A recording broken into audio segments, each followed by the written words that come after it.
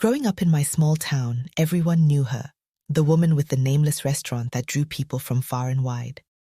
She was a mystery we had grown to accept, even though her presence always felt peculiar. Her restaurant was a tiny shop at first, painted in faded blue with a tin roof that rattled when the wind blew. Over time, it expanded, first an extra wing, then an outdoor sitting area. Yet, despite the growth, no one ever knew the name of her establishment or hers. The woman was fair-skinned and full-figured, with a beauty that seemed almost unreal, and her staff, equally radiant, called her older sister.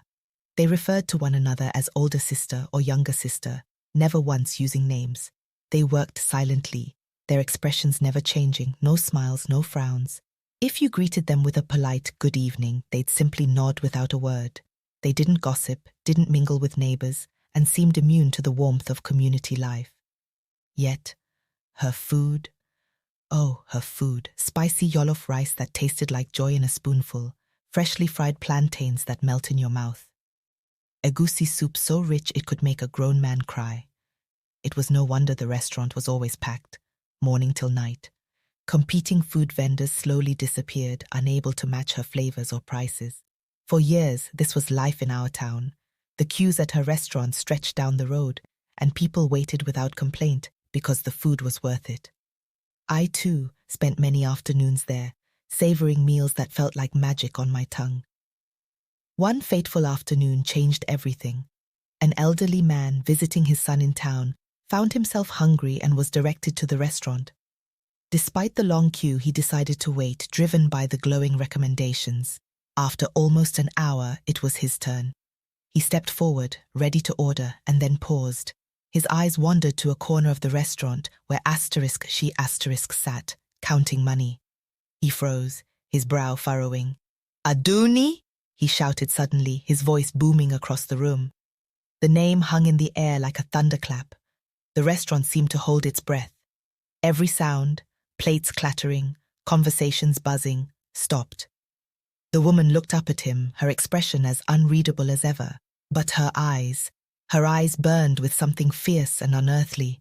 And then, in an instant, she and her staff vanished.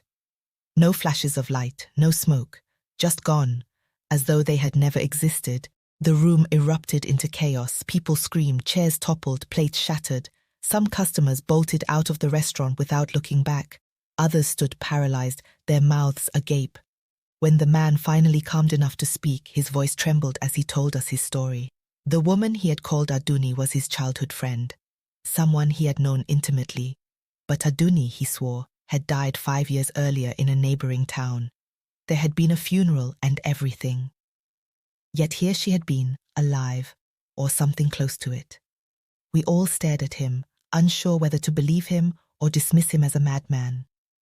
But deep down, something about his claim made sense.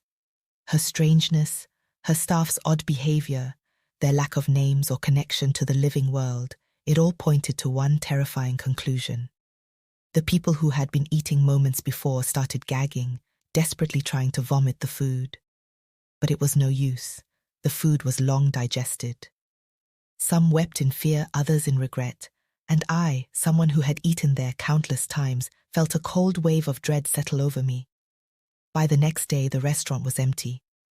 All that remained were the cooking equipment and tables, as though they had been left in a hurry. People avoided the building. Over time, the weeds took over, turning it into a ghostly relic. To this day, the story of Aduni haunts our town. Some say she was a spirit trapped between worlds, using her restaurant as a bridge to sustain herself and her siblings. Others believe she and her staff were never human to begin with. Whatever the truth, one question lingers. Asterisk, where do people go after death? For more interesting stories like this, please like and subscribe.